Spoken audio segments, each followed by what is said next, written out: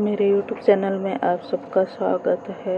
बड़ों को प्रणाम और छोटों को ओम नमो भगवते वासुदेवाय। कार्तिक मातम्य का 10वां अध्याय।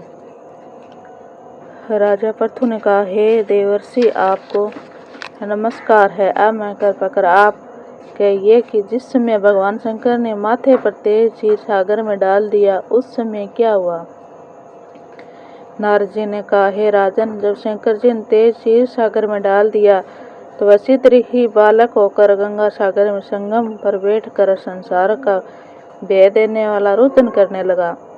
उसके रुदन समस्त संसार व्याकुल हो उठा। लोकपालों के मन में व्याकुलता हुई। अधिक कहने से क्या चराचर चलायमान हो गए। शंकर सोन रुदन ब्रह्मांड व्याकुल हो गए। समस्त देवता ऋषि मुनि व्याकुल होकर लोक पितामह ब्राह्मण जी की शरण में गए और वहाँ सब ने मिलकर ब्राह्मण जी का प्रणाम किया और स्तुति की। फिर वह पितामह, बड़ा भयंकर समय आया, इसका नाश कीजिए। देवताओं को बात सुनकर ब्रह्मा जी ने सत्यलोक से बालक को देखने के लिए समुद्र तट पर आए।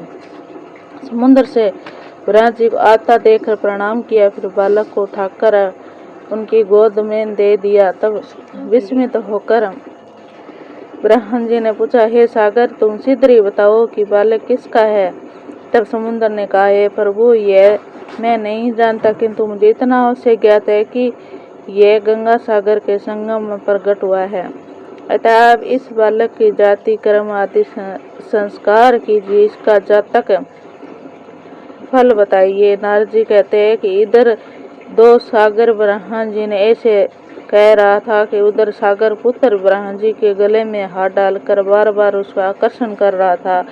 क्या मैं उसके ब्रह्मा जी का गला जोर से पकड़ा और पीड़ित नेत्रों से आंसू डालने लगे।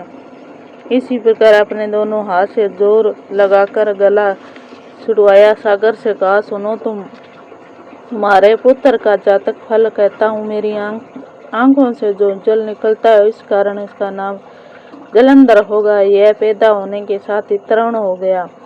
इसके सब शास्त्रों का पारगत, पराक्रमी, महावीर, जवान और रण दुर्गम सभी दैत्यों को पारगत और भगवान विष्णु को जीतने वाला होगा। यह कहीं भी नहीं हारेगा। एक भगवान शंकर को छोड़कर सबसे आस्था होगा। जहाँ यह उत्पन्न हुआ फिर वहीं जाएगा। उसकी पत्नी बड़ी पतिव्रता, सौभाग्यशाली, सुहार्दुन, सुंदरी, परम मनोहर, मृदु व क्षीणशील सागर होगी। नारद जी ने कहा, हे राजन, सागर से यह कहकर राजा शुक्राचार्य को बुलाकर बालक को राज्याभिषेक करवाया। फिर अंतर ध्यान हो गए। अब इस बालक को देखकर सागर बहुत प्रसन्न हुआ और कितने ही उपाय से उसका पालन कर बड़ा किया। फिर कालनेम नामक असुर बुला उनकी वृंदा नाम की पुत्री से उसका विवाह करा दिया। अब शुक्राचार्य के प्रभाव से